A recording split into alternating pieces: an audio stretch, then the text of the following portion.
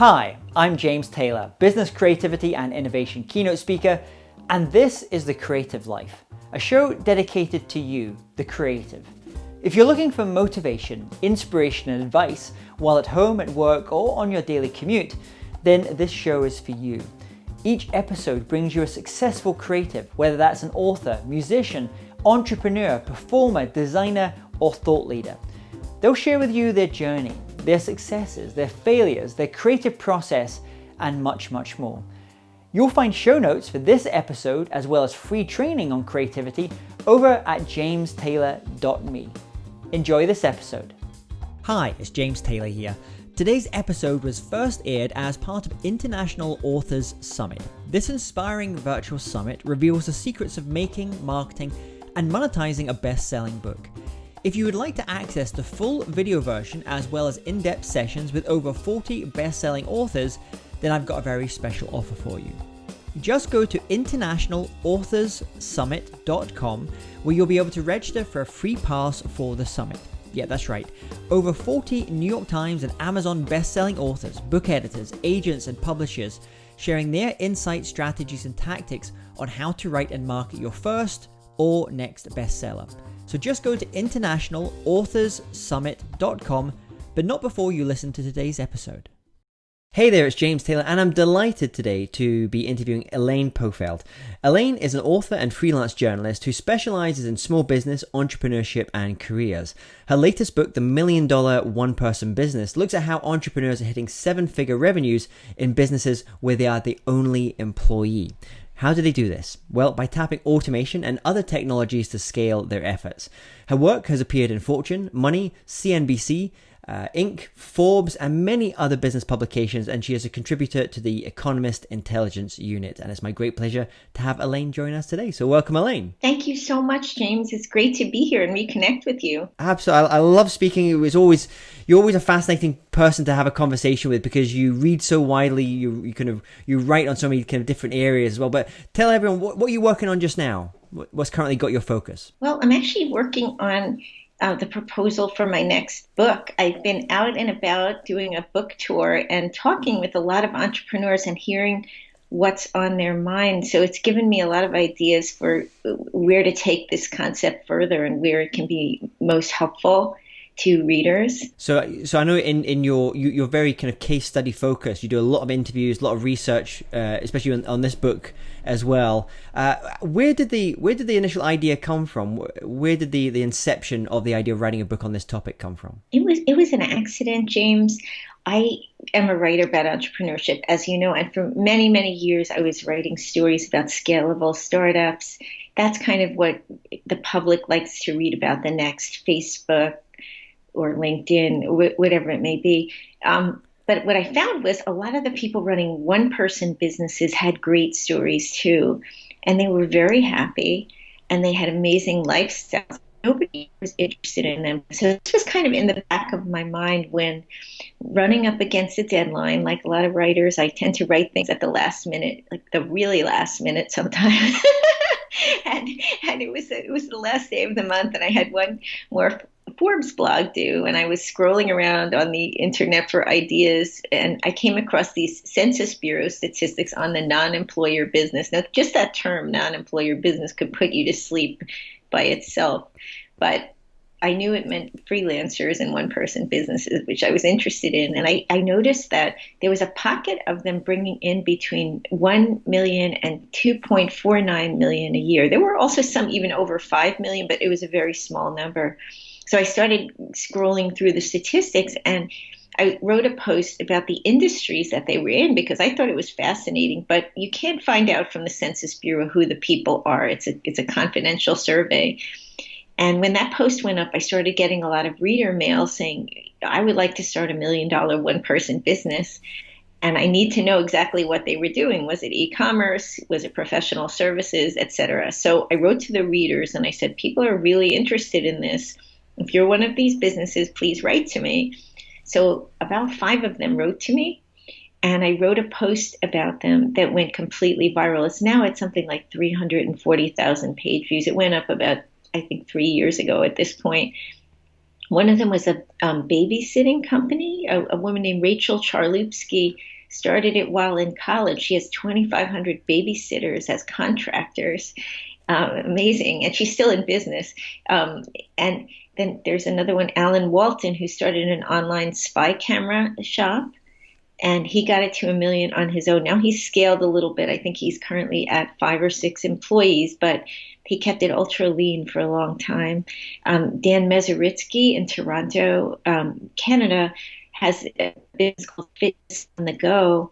And he was a personal trainer who he had trainers as employees, but he found it didn't work out too well. They were sort of cutting side deals with the clients and taking them off, as freelance clients. So he started using them as contractors instead, and then found the contractor's business would grow when his business grew. So their interests were more aligned. So he's built it up quite a bit too. But that was just the beginning. And then I started covering more of them as they would read that post, which was very widely circulated and, over a number of years, and write to me.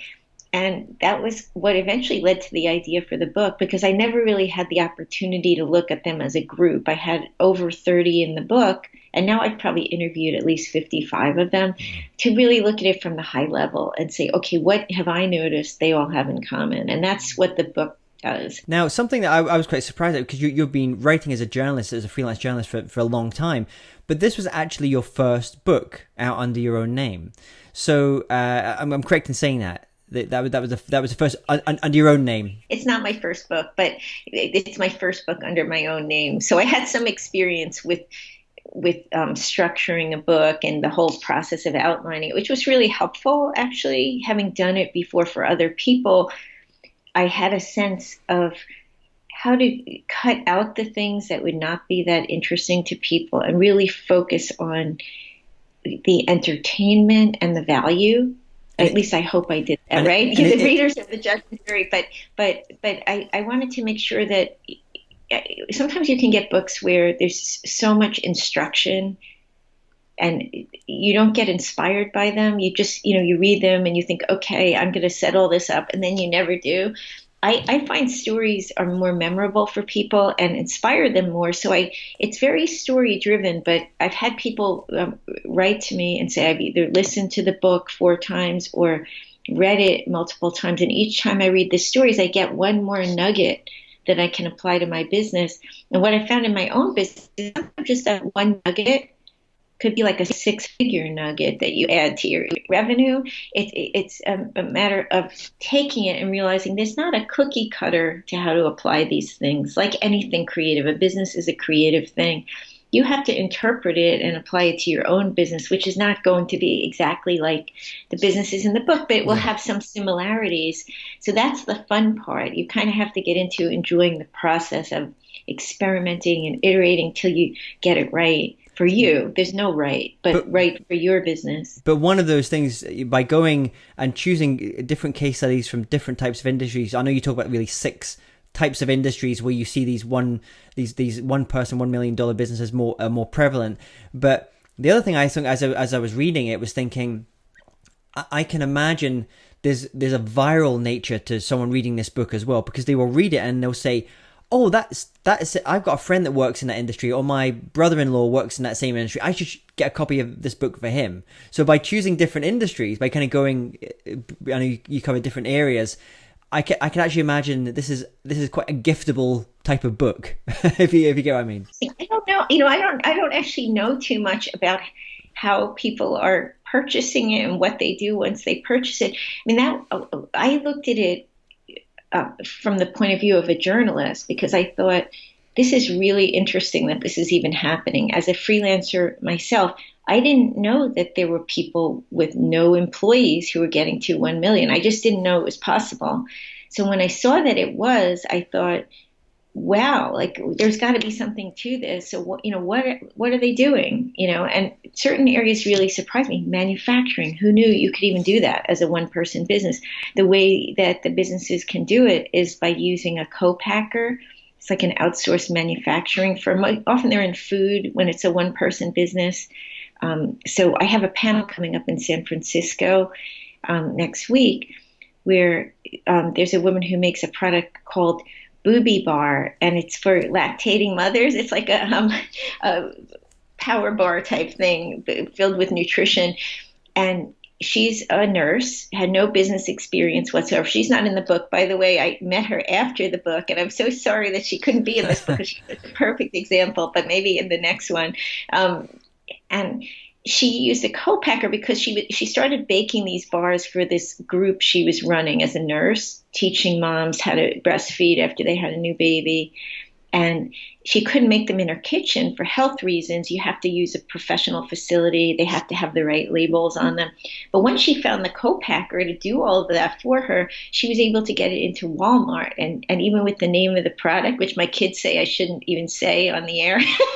I like it. I think it's a memorable name. Walmart didn't balk, right? So neither will I.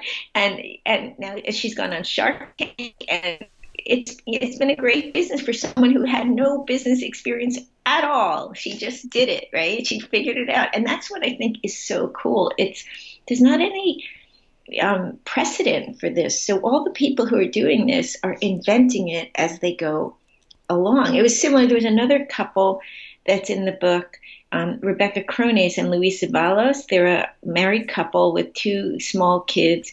And the woman's husband is a beekeeper, her father rather is a beekeeper, and he was selling the bees to farms. He does it on a commercial level and not doing too much with the honey. So they said, Dad, we want to sell the honey. And we know there's been a problem in the market with adulterated honey with toxins in it. We know this came from you. It's clean.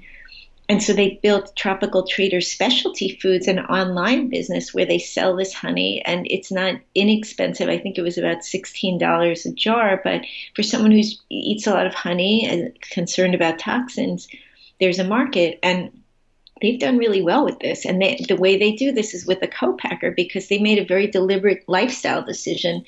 She wants to be in the house with her children. She does want to work, but she has limited time. And this is how they extend what just two people can do. By using co-packers. I know one of the other examples that you mentioned in the book is an author as well. So you're talking about this woman, Megan, who is one of those one person, $1 million businesses. Tell us a little bit about her story. Megan Telchner is a great story. She is a nutritionist, and she started blogging about 10 years ago. I believe it might even be 11 at this point, but she blogged every single day for 4 years straight about different nutritional topics that kind of put her website on the map. And over time, she built a rapport with her readers and was able to figure out what are they really interested in. And that led her to productizing the business, where she introduced the Green Smoothie Fest. It was like a $10 product, a PDF file that she sold. And when it sold well, she realized, I can build on this idea. What can I do next? And so gradually she scaled up her product offerings to the point that she built the Academy of Culinary Nutrition, which is a school to teach people healthy cooking.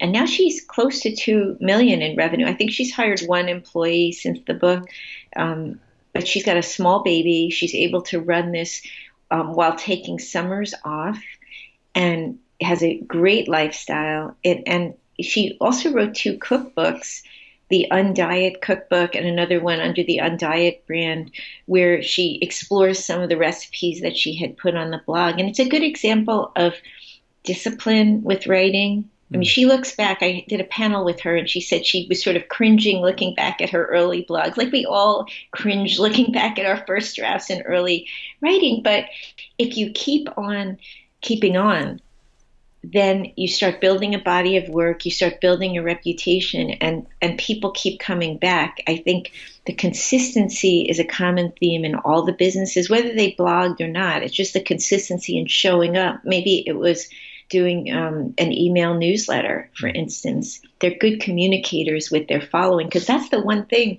as a one-person business you can do better than Amazon or any of the really big companies, is connect on a human level. You're closer to your customer. And you mentioned this idea of discipline and consistency.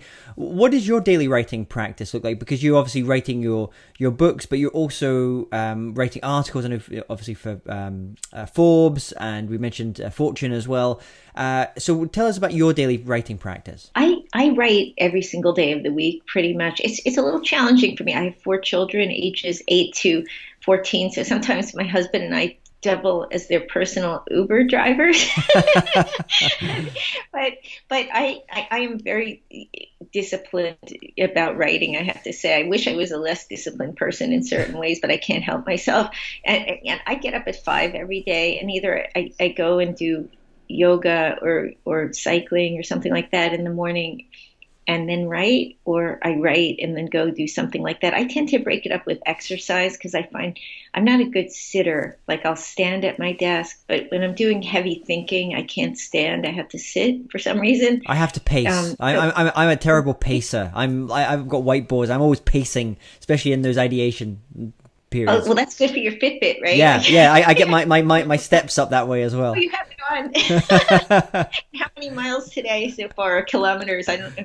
If I could only figure out a way to be able to write and walk at the same time. I haven't quite got that. I can do the speaking ideas as I'm out walking, or if I'm running, but I haven't got the bit to be able to do that where you can actually, get words out on the page. That bit I haven't mastered yet. Yeah, I wish I could do that too. I am a pacer a little bit too, but I find breaking up the day that way, where you're not just glued to your computer. I remember reading a book saying that we all have about a 90-minute attention span for doing that type of work. Yeah. So after about 90 minutes, I usually break. I mean, sometimes I do household chores or things like that, or I make a phone call.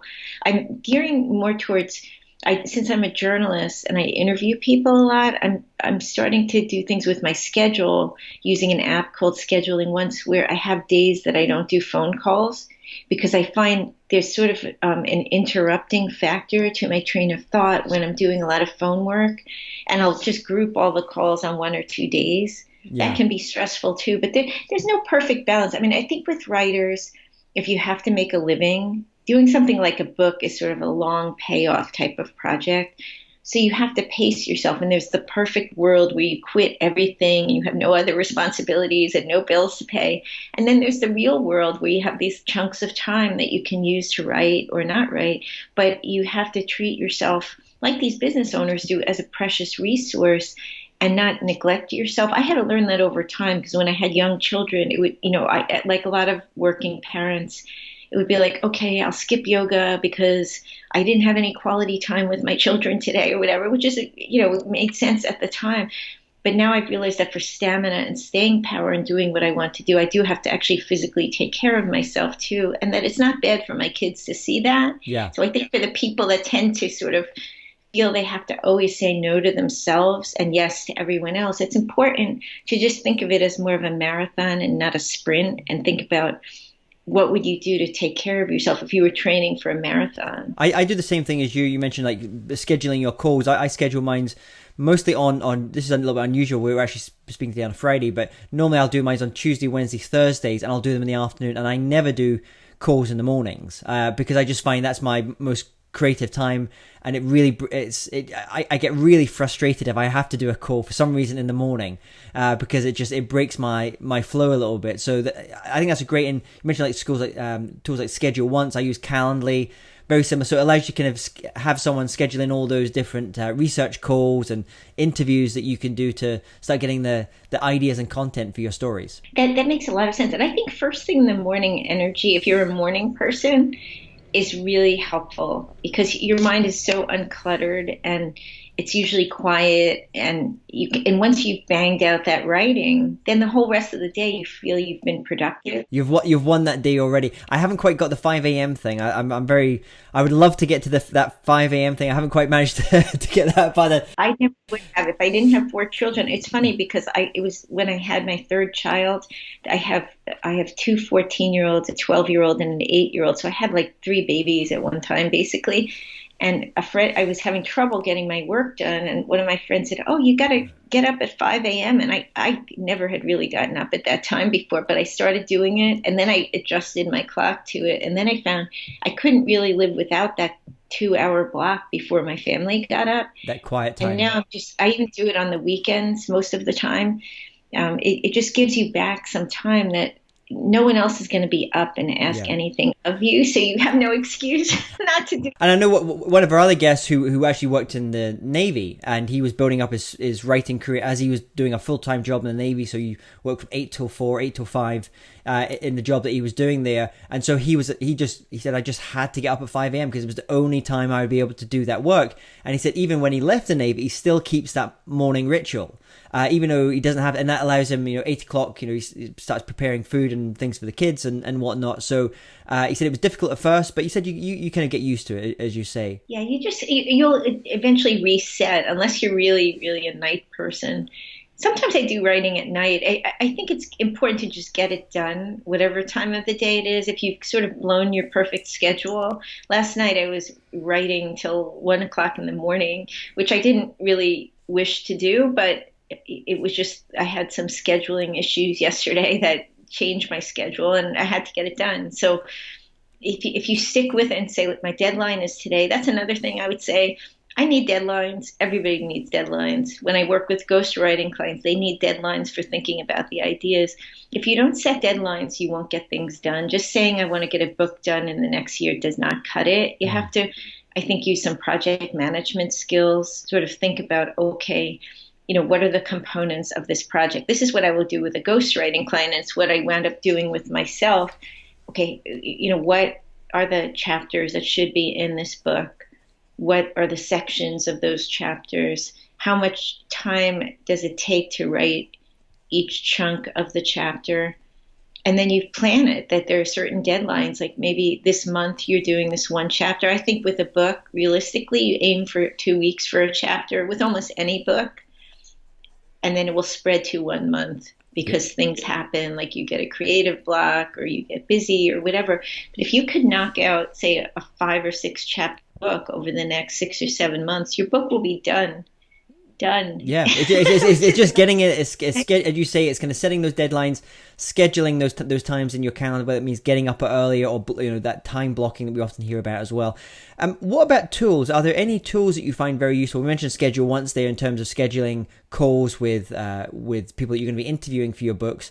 But is there any other tools that you find very useful in your writing? It's not really a tool, but I know this will sound counterintuitive, but I find that actually getting out of my house and going to things like meetups or having my own events around the book where I actually spend time having real conversations with entrepreneurs is the most important thing, because sometimes you get into an echo chamber in your own head where you're processing the material and you get to a sticking point in your understanding and you're not going to solve it on your own. So I might schedule a call if I can't get out with somebody. Maybe for the second book, I've been talking to some of the entrepreneurs from the first book about some unresolved questions that I had from that book to get their take, because they're the ones who are the entrepreneurs. I mean, I am somewhat of an entrepreneur too, but I'm basically a freelancer and a book author. It's different than running an e-commerce store, for instance. So I try to get their take on things, and then I decide, okay, that makes sense to me, it doesn't make sense to me, and then come back to the material fresh and try to imagine them reading it. Like, would they get any value out of it? So it's more of like a real-time interaction with the types of people that you think would be interested in the book, and also the people that might become those people. So I pay a lot of attention when I have an event to the people that come up to me afterward and say, Elaine, I would love to get to $1 million in revenue, but I'm at 40,000. I want to get to 6 figures first. What do I do? And a lot of times I wind up having lunch with them or coffee and talk with them. And that helps me to see their thinking patterns and why is their business different from the person that got to 1 million and what's stopping them. And then that helps me fill in the gaps with exercises and things that I can do in the book that will help them to make that leap, which is not easy. Yeah. And it can be a 10-year process too. It's not an overnight process. And what about if you to recommend one book on the either the craft of writing, how to be a better writer, or on the marketing side of writing, what would that book be? Oh, that's really a tough one. I recently read a book called Superconnector by Scott Gerber and a co-author. And they talked a lot about building deep relationships with other people. basically, and not the kind of superficial networking that other people have. Now, this is not so much about the craft of writing, but in terms of like journalistic writing, if you want to do good journalistic writing, you have to be good at building relationships with people. And I think there are people that are used to being sort of used by journalists and exploited. That's why the media has a bad name. So to build real relationships, you have to go deep and you have to spend time with people and talk with them and care about them, and not go down that path that some folks in the media do. And so I think he talks about it in an interesting way. It's sort of aimed at millennials, I think, but there are a lot of good grains of truth in that, and that out of that flows good writing, because if you don't get the good stories, then you're not going to have much to write about, or people are only going to tell you the high level and not the backstory that you really need to understand. When I hear that word Superconnector, I think of in the 1920s, late 20s, with the whole scene in Paris with like Hemingway and F. Scott Fitzgerald, and I'm trying to remember the name. Who was the editor that was there at that time? She was an author. Yeah, Gertrude Stein. She was like, in my head, that's like a super connector as well, because she was connecting all these different artists and creators and different things. And I think when you see a lot of scenes come up, regardless of whether it's someone that's let's say coming up in the professional speaking side, and there's certain people in that world who are like the super connectors of those. They have relationships with everyone, and often built very deep relationships with people. And that they have a long-term view of those relationships. If you're one of those people, if you have those skills, and that's something that I think it's a very powerful position to be in, because everyone wants to be able to connect with someone like that. Yeah, I think so. And I think it happened somewhat. It's somewhat of an innate type of thing. I mean, some people just are deeper people, you know what I mean? I think a lot of people who are book authors they tend to be introverts, but he makes the point that introverts can be the best super connectors, because they're not so good at like the small talk side of things, but they're really good at connecting on a deeper and more thoughtful level. But I think we can all learn from this, in terms of how to reach out to other people. Some authors are shy. They're very shy people, I find. So they can pick up some techniques from this book. I wrote about them for Forbes. It's funny that you asked about it, because I hadn't thought about that book in a while. But we'll put a link here to that book as well. And a final question for you, Elaine. I want you to imagine you woke up tomorrow morning and you have to start from scratch. So no one knows you. You have none of your current relationships. You have none of those current connections, but you have all the skills that you've acquired over the years as a writer. What would you do? How would you restart? I would probably start out by building my own platform, because what I've seen after being in the media all these years is the media as we know it has pretty much died. The traditional media. It makes me very sad to say that, but I see the fiscal state that the bigger media properties are in, and they're gone. But there's a lot of innovation coming out in areas like podcasting, video, audio, and I think there's still an appetite for high quality writing. Yeah. But the problem is finding the outlets for it, because once these big entities die, which I think is going to happen in this period of creative destruction, there's sort of a crutch for all the authors who don't want to deal with the business side of things. Where are you going to publish the good stuff, right? Not everybody wants to just keep churning out listicles that they get paid $100 for or whatever. So where do you publish quality? It may have to be through your own platform. And that's one of the reasons I wrote this book, because so many of us are in fields that are changing and we don't know where to begin. But all of these folks have essentially built some sort of a platform for themselves. And I think we have to be more entrepreneurial in addition to being creative writer types. That is a vital skill set if you want to do anything creative these days. And I think it's going to lead to good things. I think it's just, many of us are habitually dependent on these editors in a publishing house or in a magazine that we worked with. And now that's going to be gone. Yeah, it's almost like we're kind of going back to the way it was. I mean, we think about 100 years ago, we really start seeing the big employment, like companies like Ford, for example, employing large numbers of people. But probably, 200 years ago, if you'd looked at it, most people worked for themselves, or they were, as a result, you had to be more. They wouldn't call it entrepreneurship at that point, but you had to be. You were always thinking about how you could drive things ahead, how you could kind of build that business, how you could bring that person into your world as well. If people want to connect with you, learn more about the book, great book, where's the best place for them to go and do that? They can go to the $1,000,000onepersonbusiness.com. That's the book title. Spelled out in words, not numbers. And there's a contact me box there. So I invite everybody to write to me. I hear from so many people who've read the book on LinkedIn and Twitter. It's under my full name, which you can get in the show notes. I won't spell it out because it's a mouthful.